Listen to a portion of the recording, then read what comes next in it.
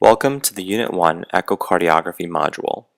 My name is Dimitri Papanagnou, attending physician in emergency medicine at SUNY Downstate and Kings County Hospital, and the director for medical simulation. In this module, we're going to use basic ultrasonography to better understand the cardiac examination during the physical examination. This module is not an ultrasound training module. Rather, we're going to build on concepts during the cardiac exam in identifying the four chambers of the heart, identifying valves, explaining the mechanisms that generate heart sound, and using a few modalities to understand blood flow. Ultrasound is really no different than sonar employed by dolphins, where they use echoes to understand sizes, shapes, and distances of the landscape underwater. In medicine, we employ transducers or probes, from the curvilinear abdominal probe to the cardiac probe. These ultrasound probes create sound. These sound waves vibrate through organ systems, create echoes, and ultimately make their way back to the probe. Consider the following schematic. Electricity travels through the cord. Crystals vibrate, creating sound. These sound waves travel through the body and bounce off of organs and make their way back to the probe. In fact, the probe is listening most of the time, listening for these echoes to come back with information, which is then transferred and translated into imaging.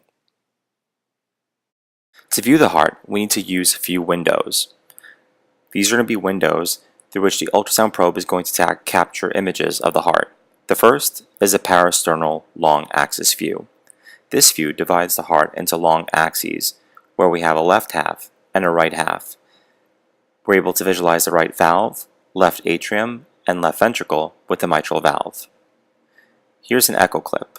Notice the left atrium, the mitral valve next to it leading into the left ventricle, the aorta, and the right ventricle. The right ventricle is the most anterior structure closest to the sternum.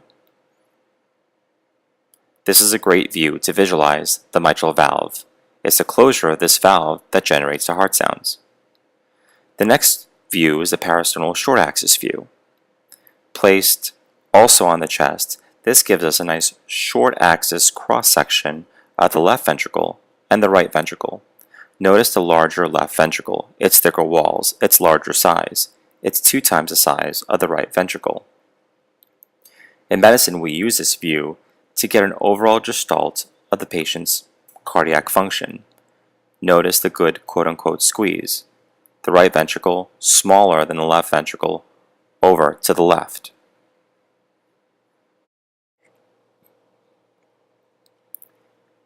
The next window is a subcostal 4-chamber view.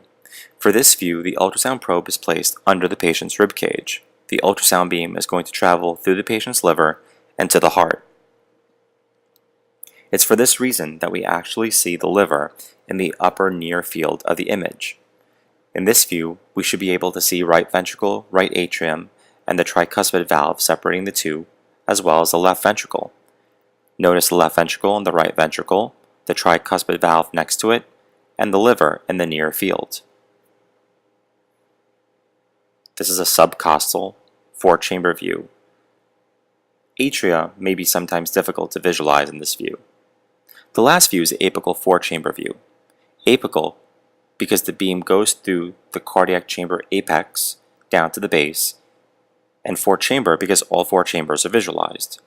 Notice how the beam travels through the patient's cardiac apex to the base. We're able to visualize left and right atrium, as well as left and right ventricles. In this schematic, we're able to see the right ventricle and right atrium with the tricuspid valve separating the two, and the left ventricle and the left atrium with the mitral valve separating the two.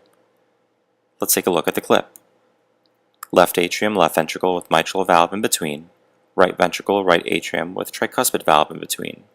Notice the thick interventricular septum between the 2 ventricles, left and right.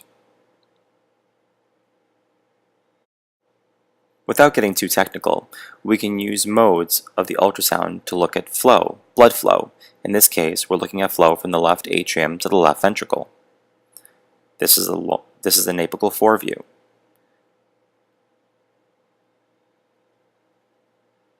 We can see the same thing in the parasternal long view. Blood flow should go from the left atrium to the left ventricle across the mitral valve, but in this diseased heart, we see the opposite. With mitral regurgitation, we see blood flow going from the left ventricle back into the left atrium. We'll discuss a lot more of this tomorrow, but let's have a quick review. Which is the largest chamber of the heart? It's C, the left ventricle. Identify the right ventricle in the following clip. This is a parasternal short axis view of the heart. Notice the big left ventricle. The right ventricle is to the left of the left ventricle. Identify the mitral valve in this apical clip of the heart. This is an apical 4 view. We see all 4 chambers. In this clip, the left heart, the left ventricle, and left atrium are on the right side of the image. So the mitral valve is in between the left ventricle and the left atrium.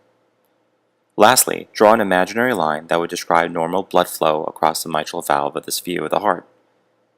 That imaginary line would go from the left atrium on the left, across the valve, to the right, into the left ventricle.